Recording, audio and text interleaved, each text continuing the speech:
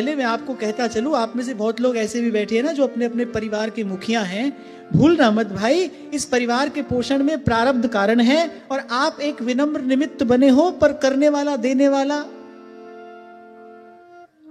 उत्पन्न करने वाला, नष्ट करने वाला कोई और है। ये डोर किसी और के हाथ में है।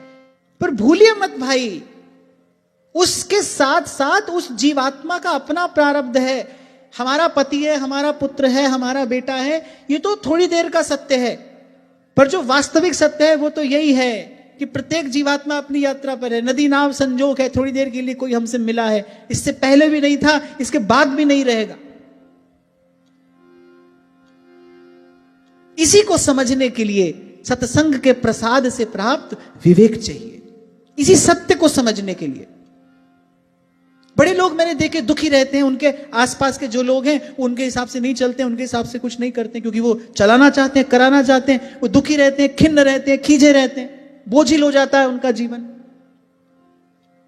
तभी तो आपसे मैंने कहा भाई, सबके लिए अच्छा सोच सकते हैं, हम कर नहीं सकते। तो जो हमारे हिस्से जो काम आया है हम वो करें ना। हम सबके लिए अच्छा सोचें, हम सर्व के प्रति सद्भाव रखें। और एक और बात भी मैं आपसे कहूंगा, ईमानदारी से ऐसा करो तो जो असंभव है कभी कभी वो भी संभव हो जाता है। जब आप सच्चे हृदय से किसी जीव को सन्मार्ग पर लाने के लिए भगवान से प्रार्थना करते हो, भगवान सुनते हैं, उसके कल्याण का मार्ग खोलते हैं। पर भूलना मत, आपकी सामर्थ्य नहीं है, मैं नहीं ला सकता हूं किसी को सन्मार्ग पर। इसी का विचार करके ध्रुवदास जी ने सिद्धांत में कहा है, तोहे बिरानी का परी तो अपनी निवेर।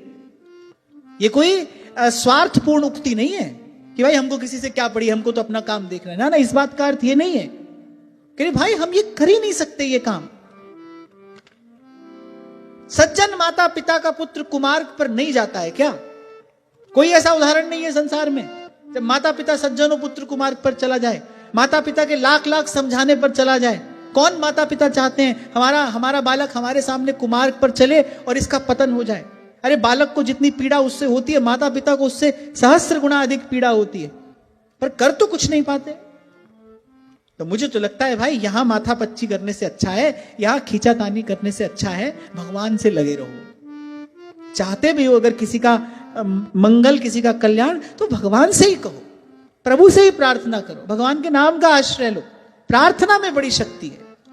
श्री स्वामी रामसुखदास जी महाराज तो यहां तक कहा करते थे, बोले नाम से भी अधिक शक्ति है। नामी को नाम लेकर उच्च स्वर से, करुण स्वर से पुकारिए, प्रार्थना करिए भगवान से, भगवान को पुकारो, उसमें बड़ा बल है, उसमें बड़ी शक्ति है। और नहीं तो मैंने कहा ना, चलती चाकी देख के और दिया कबीरा रोए, और दो पाटन के बीच में और सावत बचा न कोई।